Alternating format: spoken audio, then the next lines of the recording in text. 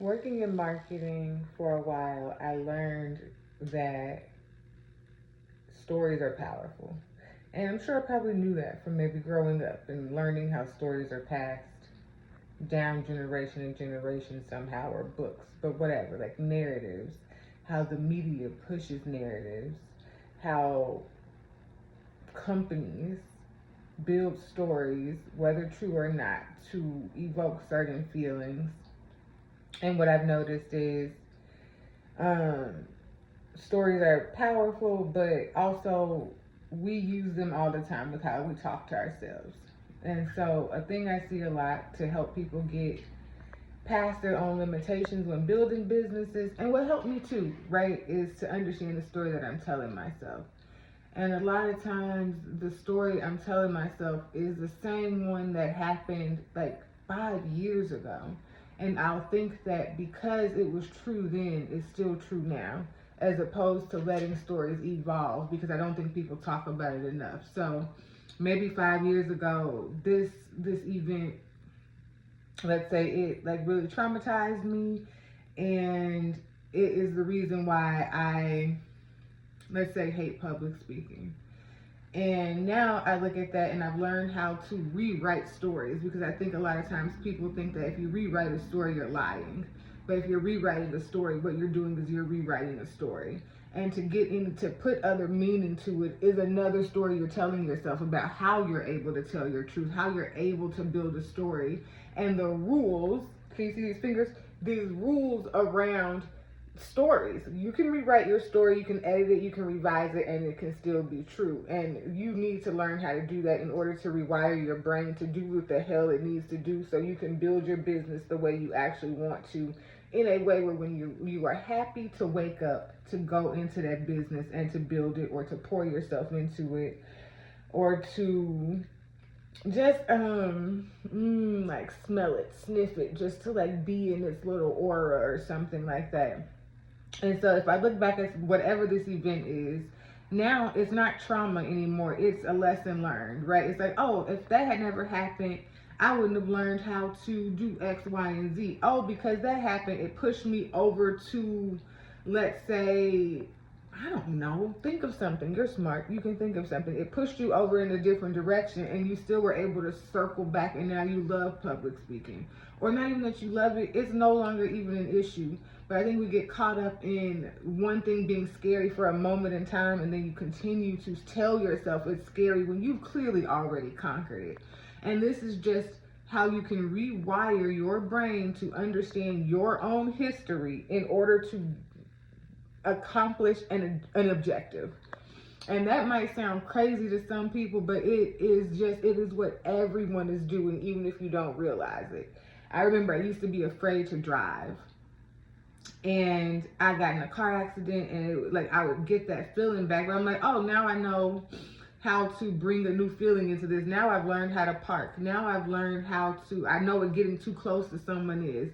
I like that event, it was bad in that moment, but it also showed me how strong I was. It showed me that I could deal with an angry person getting out of their car to come in my face for something I've done wrong.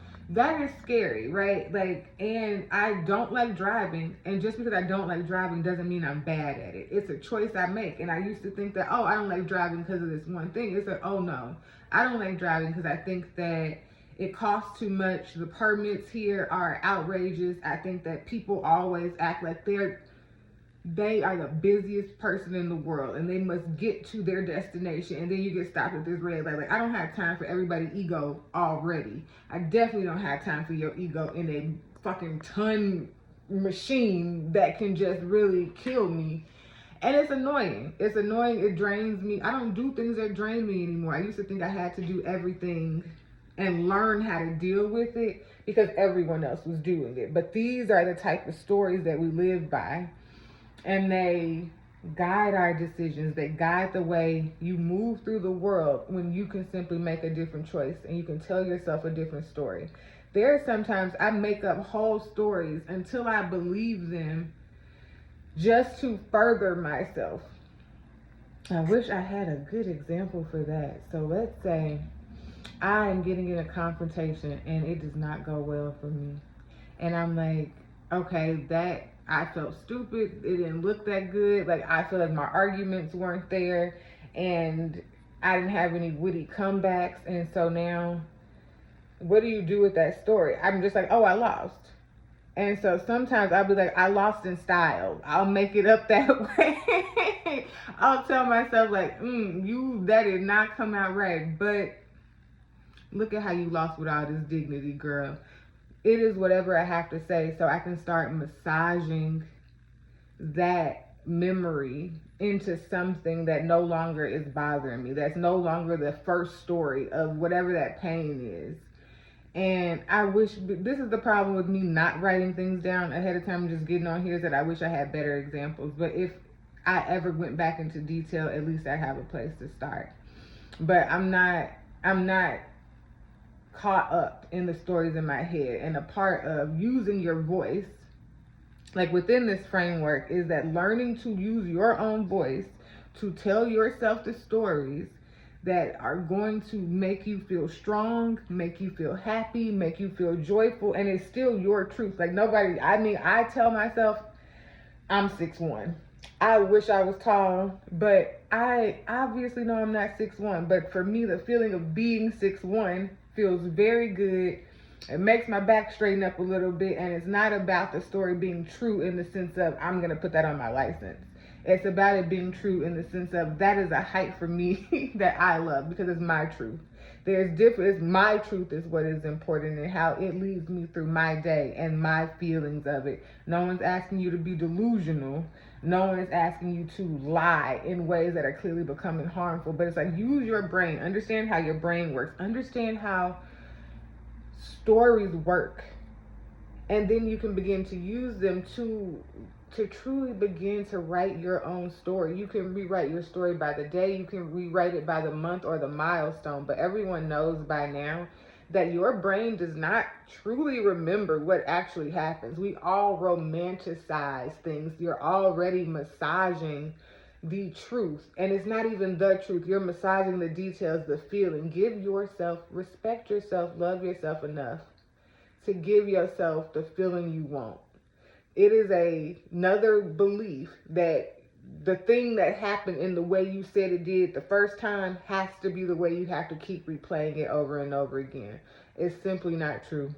I imagine myself in different clothes. I imagine myself with a different voice. I imagine myself at 6'1", looking down at people. I'm allegedly 5'5.5", but whatever. But it's like those stories, understand that stories they're not truth. You know, your truth is something very different than the story you're telling.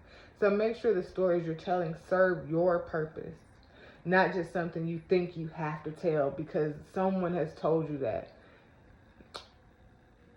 I love this topic. I love this topic. I wish I had been more prepared. It popped into my head, so I'm trying to do things based on inspiration and see how that unfolds.